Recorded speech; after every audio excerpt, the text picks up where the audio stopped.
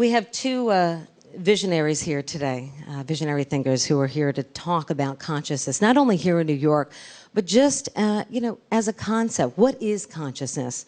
So joining me right now, first, Andrew Cohen is a 21st century spiritual teacher and cultural visionary. He teaches throughout the world. He's the founder of Enlighten Next, which is an educational nonprofit organization dedicated to igniting a revolution in human consciousness and culture. Andrew is the founder and editor of What is Enlightenment magazine. And of course, Deepak Chopra, a world-renowned leader in mind-body medicine. He's the prolific author of 45 books, among them Peace is the Way, for which he won the Quill Award last year. And of course, he's the president of the Alliance for a New Humanity. He's really dedicated himself to bringing diverse people from all over the world together to make a difference. And we're very lucky to have him here today. So please join me in welcoming Andrew Cohen and Deepak Chopra.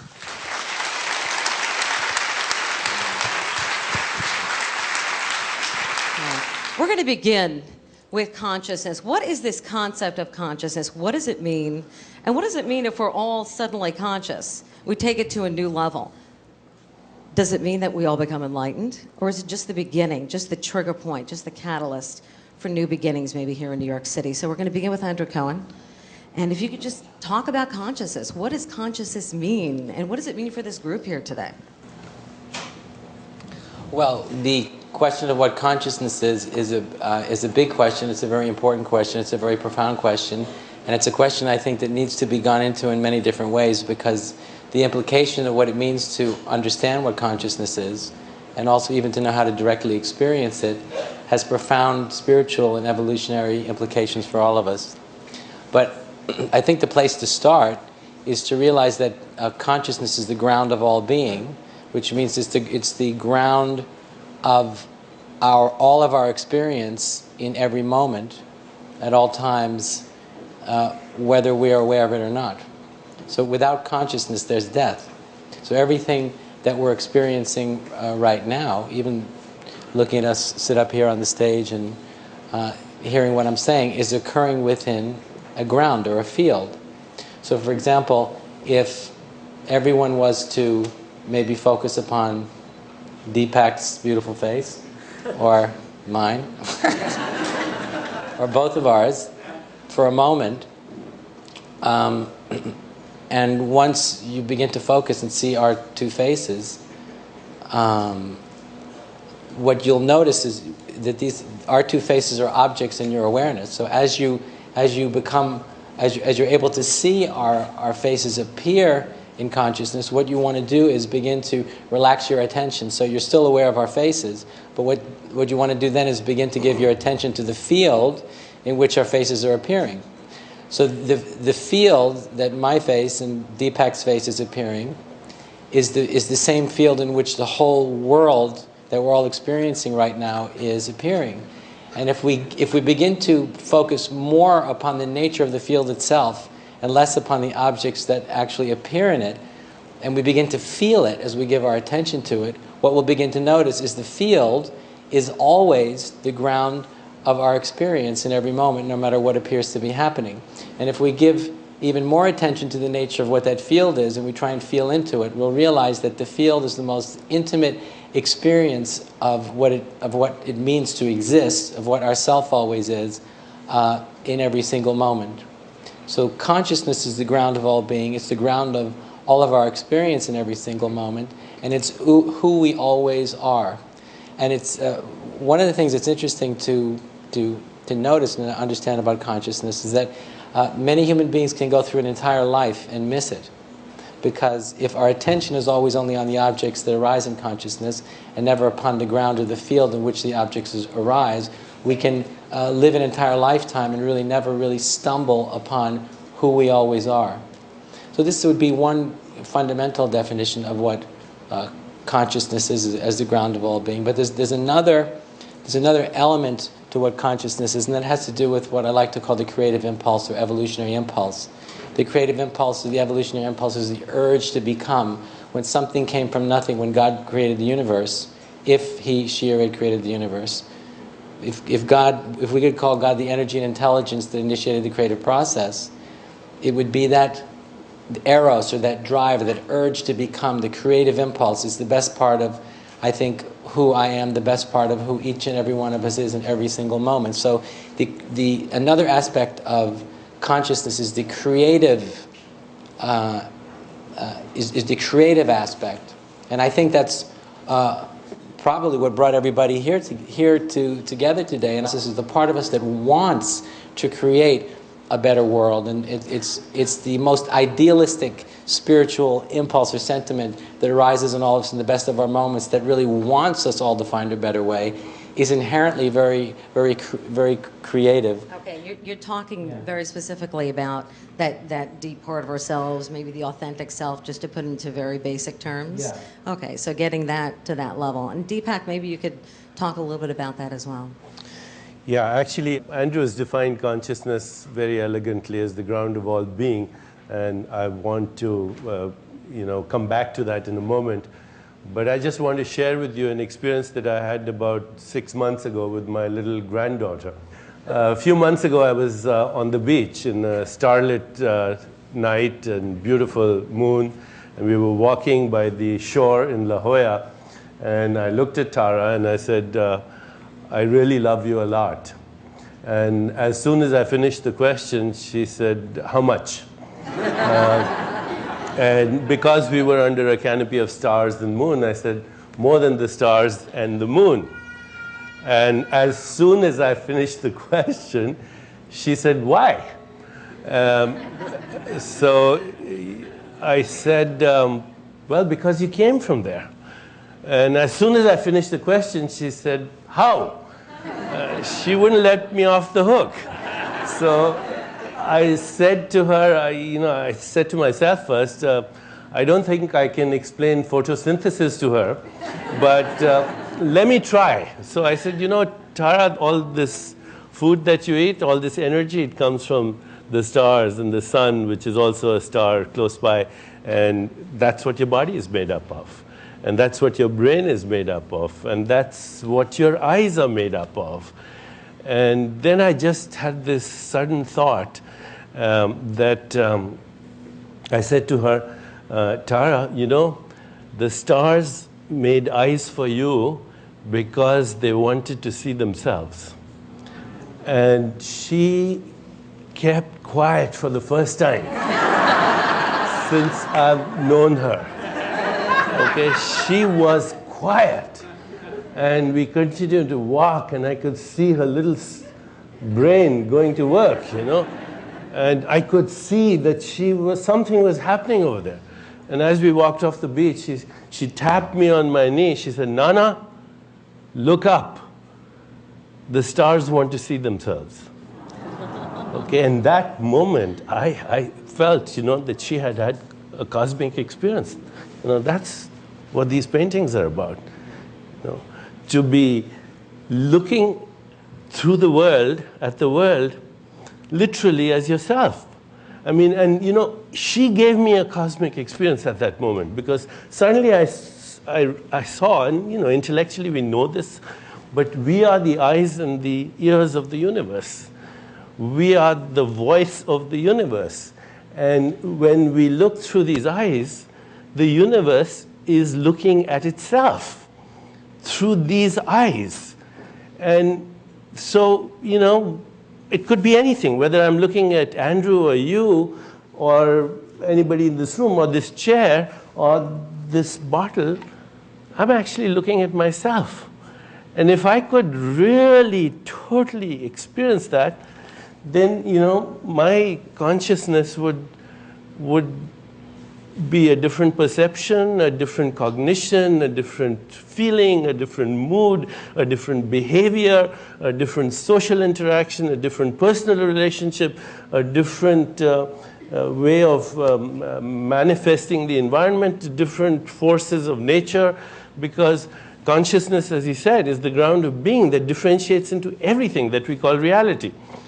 And my only wish is that if we could somehow, and that's, I'm speaking for the Alliance, create this critical mass, no matter what your, methodology is or what your spiritual discipline is, if you could create a critical mass of people who are doing inner work, but also at the same time doing some kind of service for the society, and also getting together like we are getting together, and if we could reach that tipping point in the world, maybe, you know, there are three scenarios people are pointing out. One is extinction.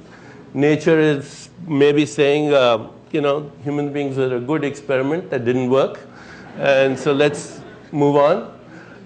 That's a very dismal scenario. The other is that some major catastrophe will bring us to the point of where we will actually wake up because of the catastrophe, but the price will be huge suffering for humanity. And the third scenario is that maybe, because you know the human nervous system seems to be the nervous system through which the universe has chosen to be conscious of itself, maybe we can actually reverse the tide. All this global warming and terrorism and social injustice and radical poverty, which seem to be the deeper causes of global instability, maybe we can change that. And I just want 1 minute to share another metaphor. Can I have it? Please do. The way the alliance came about was, you know, I was talking to an evolutionary biologist a while ago, and she was saying that there are periods in evolution which are called punctuated disequilibrium, where there's a proliferation of chaos and a proliferation of uncertainty, and within the turbulence of that chaotic soup, if you will, there's a creative impulse that leads to a quantum transformation.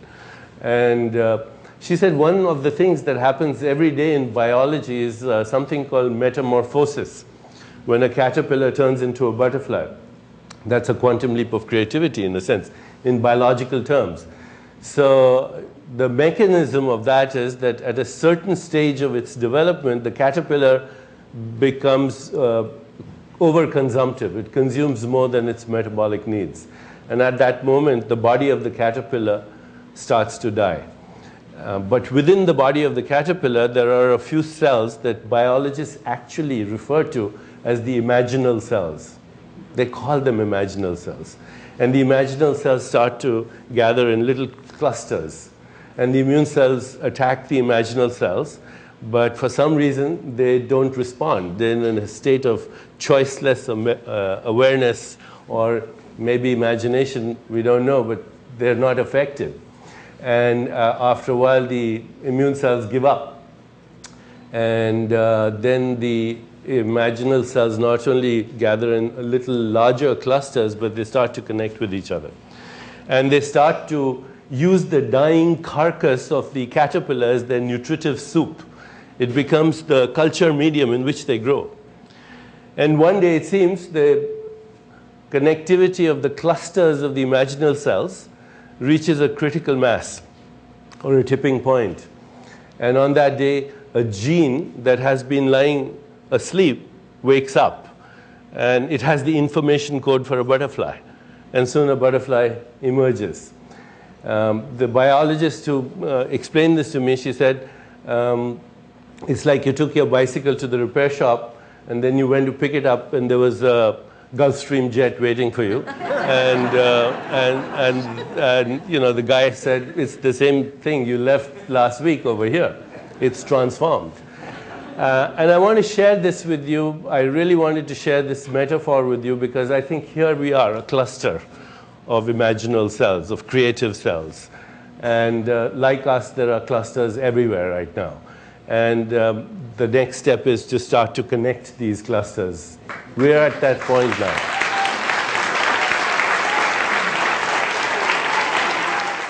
What you just described is very much chaos theory. You know, this idea that this tiny aberration can catapult a linear system into a huge dynamic change and a complete shift.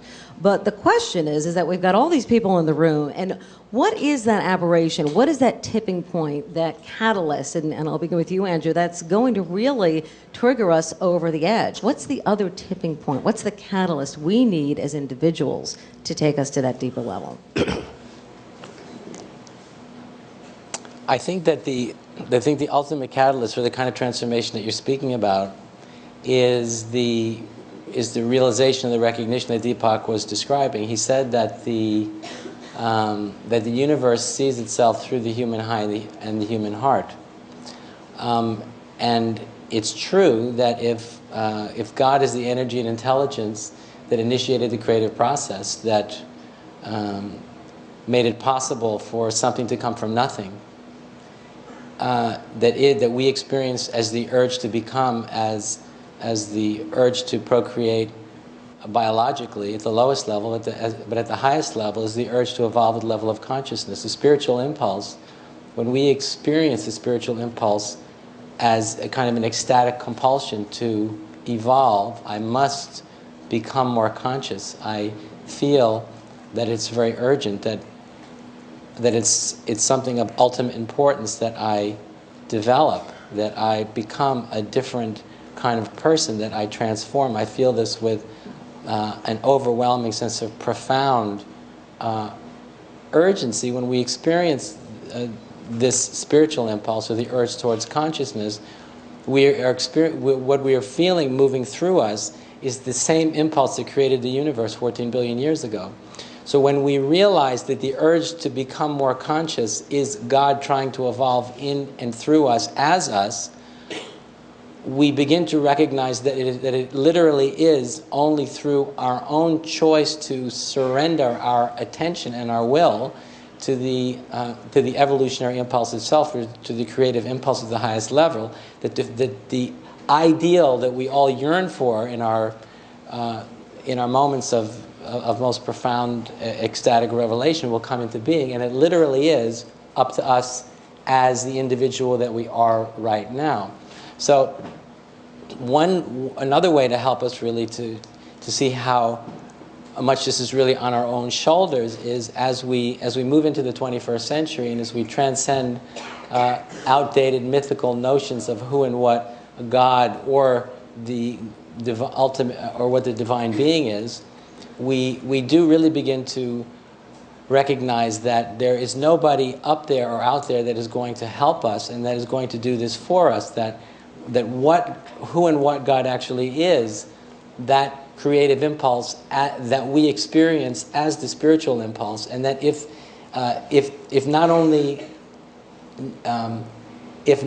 are we going to save ourselves, but if indeed we're going to create a new and truly enlightened future, it's literally dependent upon the choices that we make as individuals right now. And what that boils down to on an individual level is we have to find the courage and the passion to be willing to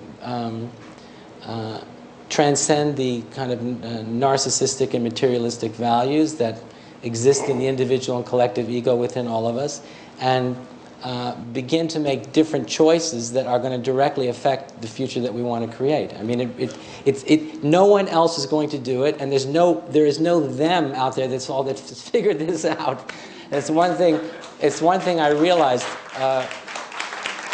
over the last, and this is also part of my own growing up, is and as I started traveling and meeting many people, it's almost like when you're a kid, and I remember it was about 16 when I realized that my parents were as crazy as I was, that this sense that when we realize there's no mythic Godhead out there that's going to take care of us or going to save us, there are no them out there. There's no higher brotherhood or order in the manifest or unmanifest domain that has figured this out. We're really in new territory here, and it's literally up to us to create the future together. And of course the whole issue today is we have to find a way to come together in order to do this, because we can't do this alone. We can only do this through coming together in a spirit of creative friction. I call this a very positive kind of creative friction. It's almost when we rub, because the creative process is something that is very positive, and it only happens through friction.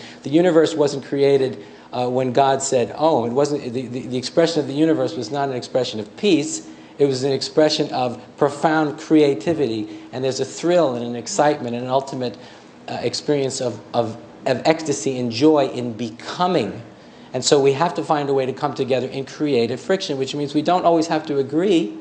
We don't always have to agree. We have to realize through coming together and rubbing against each other with the highest and the deepest and the profoundest part of ourselves, new potentials are going to emerge. And I think that the metaphor of the butterfly is really about us really coming together in this way in order so that these new potentials will emerge through us individually and collectively. But in order for that to happen, we all have to make room for potentials that have not emerged yet. We all have to realize that the ultimate answer and the ultimate solution has not been found, but through coming together with a courageous, a courageous motive means it's not going to work out the way we want it to, nor is it going to work out the way we think we would like it to be, because it's impossible to imagine what the future is going to be. And I'm sure all of you noticed that the most profound and extraordinary things that have ever happened in your life are things that you never could have imagined beforehand.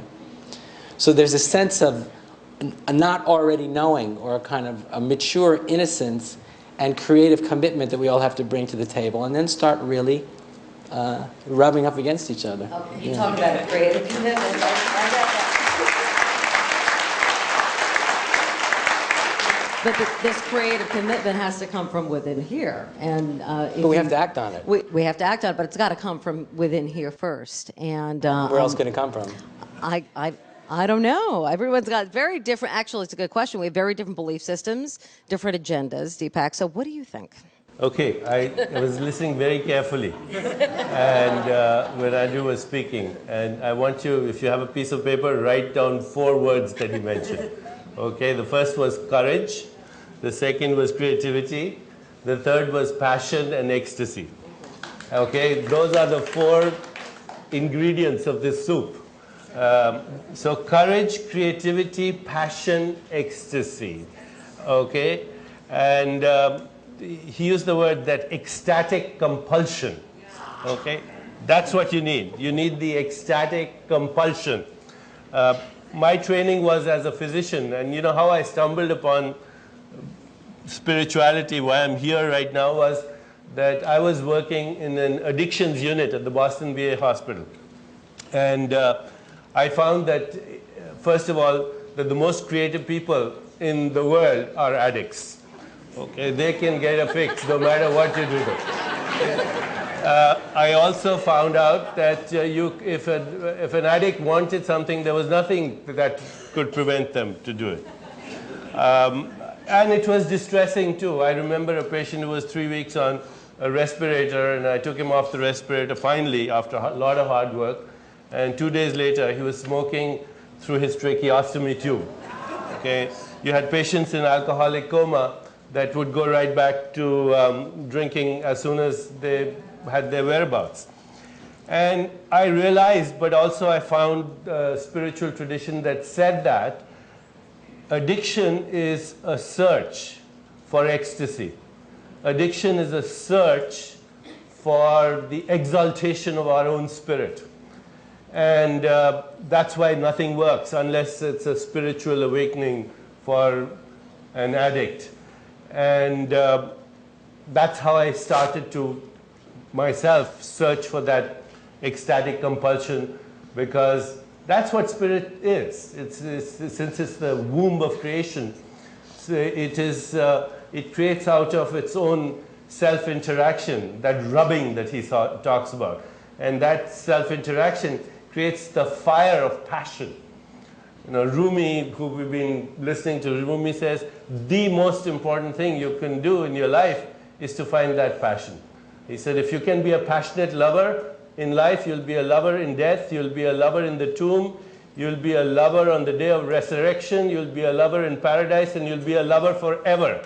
But if you don't do that, then don't count your life as having been lived. On the day of reckoning, it will not be counted. So if we want our lives to be counted, that's what we need, that creative impulse. That's the fire of passion that we need. And I think that is happening right now. This atmosphere, this beginning, it's all coming together, isn't it? Deepak, what makes this time different than any others? I mean, throwing back to the 60s, for example, you know, the 60s X change and revolution. Why is it different now? Why is suddenly, oh, he's got the answer. It's the internet. It's the internet. It's the Akashic record manifesting as technology. It's the cloning of our collective soul. That's what it is. The technology is coming together to make that happen. But I also think that many of us are starting to realize that, that, as I was saying before, the blueprint for the future hasn't been written. And as I was saying before, as never before, more and more of us are realizing that the creation of the future is literally dependent upon each and every one of us as we realize that it is true. And relating to what Deepak was saying about courage, I remember when I started teaching over 20 years ago, at first, in the first 6 months, I would experience enormous waves of terror because sometimes when I was sitting by myself, I would realize that I was leading people to a place that was very far outside the mainstream, very, very far. Of course, when I was doing it, I was unself-conscious and experiencing the creative urgency and ecstasy, so I wasn't troubled. But sometimes when I wasn't experiencing that ecstasy, I would often ask myself, what the hell are you doing? And it was terrifying. And it took me a couple of years to get over these quiet moments when I would consider what I was doing. Of course, when I was doing it, I wasn't worried about it. And I think more and more of us have to become more interested in taking that enormous risk to create the future, which is going to demand that we all be willing to take enormous risks, not just once and not just twice, but over and over and over again. And also begin to realize that that no matter what happens, and even if we find a way to not to destroy ourselves and to and this some kind of quantum shift is going to occur, we have to understand that in this manifest domain, in the world of time and space, we are never going to arrive at where we aspire to go in our most enlightened moments.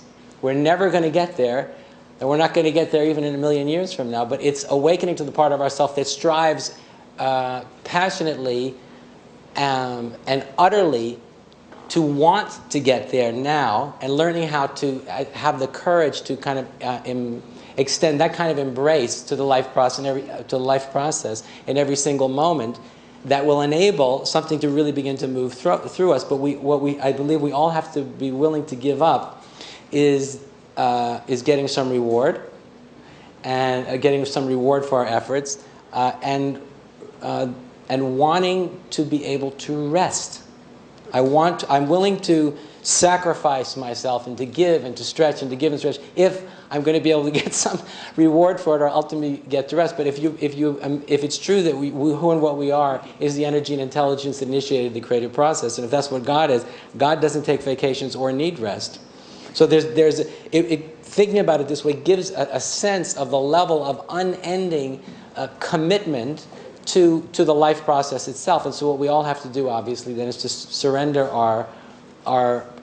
some of our personal concerns and distractions, so we can make more and more room inside ourselves to begin to reach out and extend ourselves in this way. And also thinking about it to realize that extending ourselves this way, once we really begin to understand what it means, transcends this particular lifetime. It will be ultimately an eternal embrace of the life process that has really nothing to do with getting anything for ourselves. It's a very uncomfortable process. I mean, you're going way beyond. It's uncomfortable for the ego, but it's inherently and instantaneously liberating and enlightened for the authentic self, for the part of ourself that's already enlightened, for the part of myself and Deepak's self and yourself and all of ourselves that is already free and only wants to create the future. It's only experiences ecstasy. See, earlier when we were talking upstairs, I think you asked both of us a question about what's the role of belief. And I think Andrew and I both agree that belief is a cover-up for insecurity. You know, we don't have to believe in electricity, right? Or gravity or anything that's real. So if God is real, consciousness is real, spirit is real, why do you have to believe in it? Okay? You have to have the courage to explore it. You have to have the courage to take those risks. You have to have the courage to step into the unknown. You know, as Rumi says in one of his beautiful poems, when I die, I will soar with angels. But when I die to the angels, what I shall become, you cannot imagine. Yeah. So have to step into that unknown in every moment of our lives, and have that courage to take risks. I'd like you all right now, as you're listening to us, just turn for 1 second to who's listening. So as you're listening, just be aware of who's listening. And if you feel a presence, that's the field that Andrew was talking about, in which everything arises and subsides. Everything arises and subsides. Only that is real. You talked about consciousness as an actual tangible thing being the next civil rights movement. I have to ask you about this because I think it's very interesting. Except that there are so many opponents. There are those who do not want to even go down that road because change is just too difficult. And then there's the other people that have the prestige and the money and everything they need. So why bother? So why bother? Why bother raise consciousness, especially for those who are comfortable in their lives and perhaps not willing to go to that place? What do you say to those people? Well, because there's nothing else to do. Because if you really begin, for example, so I was saying before, and Deepak just said, just wait a minute and see who's listening, and I was speaking about becoming of the field in which the field of the ground of being, which is the field in which everything actually occurs. And we've also been speaking about the creative impulse and the desire to create the universe. And for human beings, the desire to create the universe is at the highest level of consciousness. We want to create the future at the deepest and highest level. When you begin to directly experience these things in yourself, it becomes obvious to you that there is literally nothing else to do. Because I think the crisis for the wealthiest, most highly educated people in the world is a crisis of meaning. So many people that I meet, most of the people that come to here and listen to someone like myself are people who are very highly educated, are relatively very wealthy, and have had the freedom of choice for their whole lives. In other words, there have never been so many of us that have been so lucky and so fortunate, and yet the existential crisis most people experience at a soul level is a crisis of meaning. The luckiest people in the world aren't sure whether it is worth living. That is life worth living? Who am I and why am I here? Unless we actually find out the answers to those questions, we're going to be trapped in a psychological world where we're trapped in a deep existential confusion, and we will, and if it permit me to say it, we're going to waste the precious time we actually have here to do everything we can to create the future that I know all of us in our best moments truly want. So it's the crisis of meaning that I think is the answer to all of our personal problems. I don't really think that solving our problems psychologically are really going to help us to create the future. It's when we discover an ultimate sense of purpose and meaning that we know, I know who I am and I know why I'm here and I don't have any doubt about it, okay? Then life, in other words, life is not only worth living, as Deepak was implying, and as I often say myself, we're the ones who actually created this whole thing. Who else could have done it? So what we begin to feel is an absolute sense of responsibility, and there is ecstasy there, and there's also terror, but it's the ultimate raison d'etre, it's the ultimate reason for being that we literally experiencing pulsating through our veins, through our nervous system, through our brain, through our heart, and everything begins to make sense. And so there's nothing else to do. Deepak, some comments? The shortest answer to your question, why bother, is it's a lot of fun. Okay, that's number one.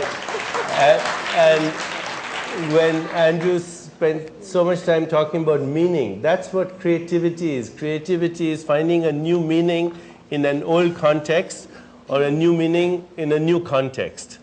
And that's the only activity, by the way, in the universe in its evolutionary nature. Many years ago, you mentioned chaos theory. When Ilya Prigozhin won the Nobel Prize for for chaos theory. I happened to be sitting next to him in a dinner in Europe. And so I said to him, I asked him, you're here with one of the greatest minds in the universe, or on our planet, who's just won the Nobel Prize for chaos theory. So I asked him, I said, Dr. Prigozhin, what your theory implies is that the universe is very creative. And he said, it's immensely creative. It's infinitely creative. So the next question obviously was, if it's creative, it must be conscious. We're living in a conscious universe. He was not prepared to answer that question at that time. He said, well, I'll have to think about that. But, how can you have creativity without consciousness? Where is insight? Where is intuition? Where is imagination? Where is the power of intention? Where is creativity? Where is choices? Where are choices made? They're not made by your brain. Your brain is an instrument. It's mostly fat and water. These things occur in your consciousness, which localizes through the brain or through the heart. We just have a couple of minutes left, and since we're here for One Voice and we've been speaking about the Alliance, if the two of you could just give us a couple of minutes on the idea of actually getting to this point, the alleged omega point, or this point of consciousness where we're kind of all collective here today at least. What do you envision One Voice as doing in the future? I mean, what could we see? If you had one thing, what would you like to see One Voice doing here in New York City to raise consciousness? One of the things I've really dedicated my life to is to try to create a context where the ultimate sense of meaning and purpose becomes the very reason and expression of everything that we're doing. It has to do with why are we in the relationships that we're in? Why are we doing the work that we're doing? It has to become that which is really motivating us to make the most in choices that we're making. And ultimately, this split between a personal life and a secular life and a spiritual life has to fall apart, I think, for all of us, so that we really create a spiritual revolution. It's a cultural revolution, a spiritual revolution, so that our values really begin to change. And if enough of us come together who begin to really express very different values in the way that we relate to the life in relationship, the choices we're making, the kind of relationships we're having. The thing is, the fact that God exists, it only becomes apparent when human beings awaken to the kind of consciousness that we've been speaking about. God's not an abstract concept. Right? God is the very nature of who we are at the deepest level. So the degree to which we awaken to that consciousness is the degree to which that energy, that intelligence enters into the world. And only when more and more of us come together and really, of course, we do have to reconfigure what all these things mean. I'm sure most of the people here are here because we want to find some kind of post-traditional, postmodern or post-postmodern expression of the spiritual and religious impulse. And I think that enough creative friction has to happen to initiate an explosion. Okay, and Deepak, if you could speak about One Voice and also in terms of the Alliance. Yeah, I'd like to say, what can we do practically? People have tried forever to change the world, get rid of war, etc., etc. It hasn't worked, right? So why do we think it'll ever work? What have people tried? They've tried activism of all kinds, peace activists, marching. How many people marched before the Iraq war? And what did it do? I mean, there were millions of people who marched before the war. Peace activists arouse a lot of resentment, and then they get angry, and then you have the strange paradox of angry peace activists. So it's been tried. It doesn't work. Humanitarianism has been tried, but the same people who do acts of humanitarianism are also perpetuating war at the same time, So destroy Iraq, now let's rebuild it, and give the contract to our buddies. So it doesn't work. And I think trying to convince other people doesn't work either, What's that expression? A man convinced against his will is of the same opinion still. So I think the only thing we can do is to be the change that we want to see in the world, in the words of Mahatma Gandhi, And we have to do that. We have to do that ourselves. Then we have to hang around with people who are doing that. Okay? And if you hang around with people who are doing that and you share your stories, we're all storytellers. And you know, the world that we see out there is our collective story. It's our narrative. We have to change that narrative. And we have to change that narrative by working on ourselves, by hanging around other people who are doing the same thing, and by getting together, whether it's in cyberspace or in geographical space or in the Akashic field or wherever, but we've got to get together. And there are three very beautiful Sanskrit words which I can leave you with. The first is Simran. Simran means to remember who you really are. And that requires hard work, spiritual discipline. Simran, first one. The second is called Satsang, getting together and sharing your stories. And the last one is called Seva, doing something that's not about yourself, whatever it is, for someone else. So if you can do those three things, then... Just the last thing I wanted to add to that is I think we all have to remember that, that I think too often when we are very spiritually idealistic, we can tend to fall into some kind of sentimental notions that we were trying to get back to some mythical time when we all were getting along. And that time's never existed. So it's important that we do all the things that Deepak was just speaking about, but we have to think about all these things, and we have to do them in a spirit of recognizing everything's occurring in a vertical context. We all have to go someplace new together. It's something that's never actually really happened, and especially not in the way that needs to happen now. Thank you very much. Andrew Cohen and Deepak Chopra.